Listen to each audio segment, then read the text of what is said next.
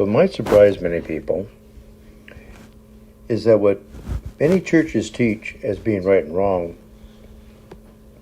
isn't what the Bible teaches.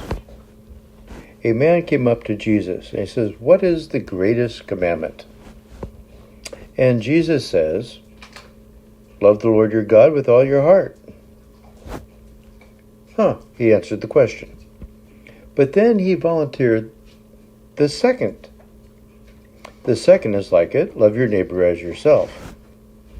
And then he made a comment which is really important. All the law depends on these two commands. So every commandment in the Bible is somehow related to these two.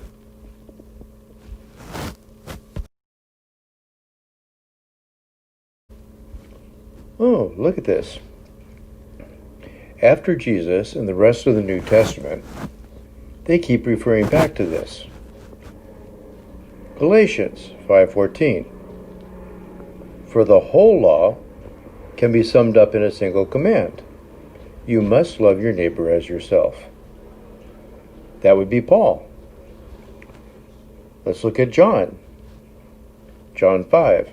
And now I ask you, lady, not as if I was writing a new commandment to you, but the one that we have had from the beginning, that we love one another. Okay, so Paul and John believe that the law is summarized by loving one another. And now we have James 2:8. But if you fulfill the royal law, as expressed in this scripture, you shall love your neighbor as yourself, you are doing well. So what we see is after Jesus, the whole church in the New Testament, this was the basis of their ethics. Right and wrong was based only on loving your neighbor as yourself.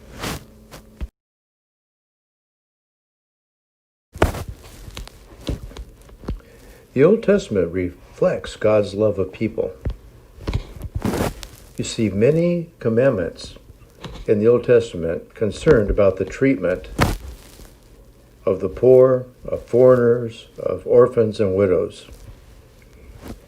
When a farmer picked his crop, he had to leave the corners unpicked so that the foreigners and the poor and the widows and the orphans could pick that and have something to eat.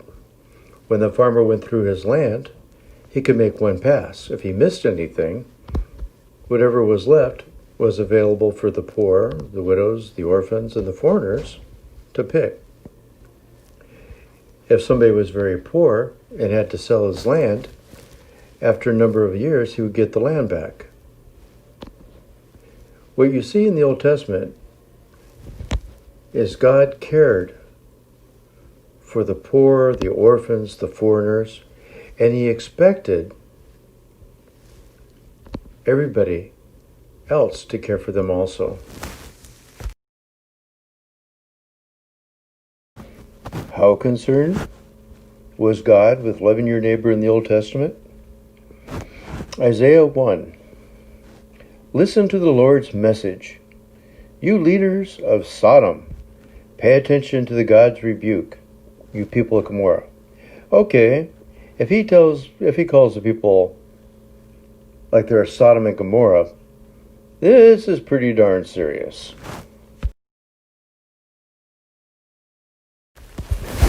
We're going to go through this section of Isaiah chapter 1 because what it shows is a lot of the things that people think of being religious, things that you would think that God would love. He says, wait a minute, these don't matter to me. And then he talks about what really does matter to him. In verse 12, when you enter my presence, do you actually think I want this? It's like people thinking that just because they go to church that somehow God should be thrilled by that. And he isn't. Here he starts talking about meaningless offerings. Let's think of that as tithing. So he says, I don't care about your tithes. I don't care about your money. I consider your incense detestable. You observe new moon festivals, Sabbath, I cannot tolerate your sin-stained celebrations. That would be kind of like Christmas.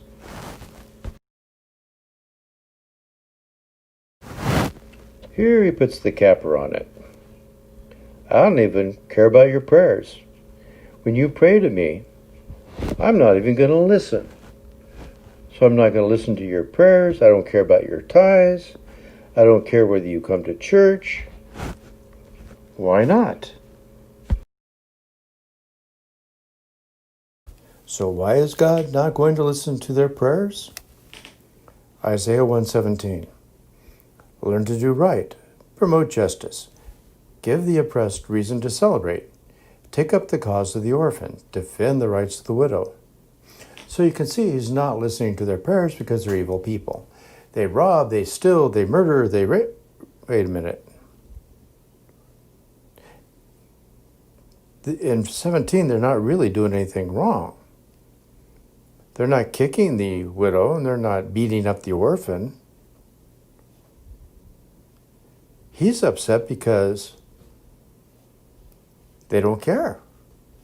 They see somebody abusing the orphans. They see somebody taking advantage of the widows. They see the poor being oppressed, and they don't care. Not their problem. They don't get involved. So God is saying, if you don't get involved, when you see people being oppressed, when you see the poor being taken advantage of, and you just sit and watch, I'm not interested in listening to your prayers. I don't care whether you go to church. I don't care whether you tithe.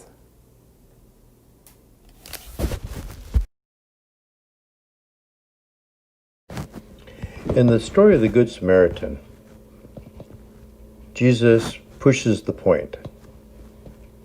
A man came up to Jesus and says, well, if I'm supposed to love my neighbor, who's my neighbor? And Jesus comes back with the story of the Good Samaritan. Now in the story, this man was going to Jerusalem and he got robbed. And he got beaten up and left for dead. And who walks by? Two religious leaders. And they don't do anything. Jesus is saying they should have. They should have gotten involved. They were sinning. Now bear in mind, they didn't spit on the man on the ground. They didn't kick him. They didn't hurt him anyway. They just walked on by.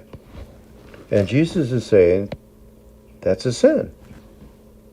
They weren't loving their neighbor because they didn't get involved. Now the Samaritan, he got involved. Now the Samaritans didn't get along with the Jews. The Samaritans are the leftovers of the 10 tribes that lived in northern Israel. And they had a version of the Bible, of the Old Testament, first 5 books of the Bible, but it was different. It was corrupted. They changed a lot of the place names from the southern part of Judah to where the 10 tribes lived. And so the Jews viewed them almost like a cult, or almost like they were corrupting the Bible. And so they didn't get along very well. The Good Samaritan probably didn't have any warm fuzzies about this Jew laying in the road. He probably didn't care much for him. But he still got involved. Now bear in mind, the 2 religious leaders didn't get involved because they were afraid that the robbers would come back, and that was a concern. So the Samaritan was taking a risk to help the Jew.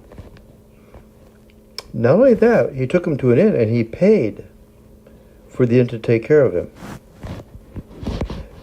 Jesus is saying the same thing that Isaiah was, that if you're going to fulfill the royal law to love your neighbor, that isn't being a paperweight Christian.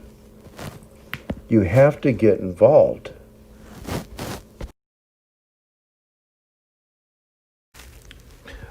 Okay, to summarize, to understand what God considers to be right and wrong is going to be important when we study the book of Romans. But it also is important for us just to understand this. Too often, churches get caught up in the trivial. Oh, tattoos are wrong. Oh, it's a sin to smoke. Oh, a beer is so evil. And I remember one time when I was growing up, my father was a pastor, and we had a visitor from Michigan. And after the church service, the people were talking about him, saying how evil he was, because after the church service, he smoked in the church parking lot. Meanwhile, he went back to Michigan and said how evil our church people were because they mowed their lawns on Sunday afternoons. Unfortunately, our churches get tied up in the trivial. And the two laws, love God with all your heart and to love your neighbor, to treat people nice, that's not trivial. Those are important. How we treat people defines our Christianity. When we're looking to determine whether something is right and wrong, we should ask ourselves, does it dishonor God? Does it mistreat people? So if I ask myself, is having a tattoo a sin? Well, does that show disrespect to God? No. Does that hurt my neighbor? No. So getting a tattoo is not a sin. Is getting a beer a sin? Well, does that show disrespect to God? No. Does that hurt my neighbor? No. Then it isn't a sin. Does smoking a cigarette a sin? Does that show disrespect to God? No. Does it hurt my neighbor? No. So it's not a sin.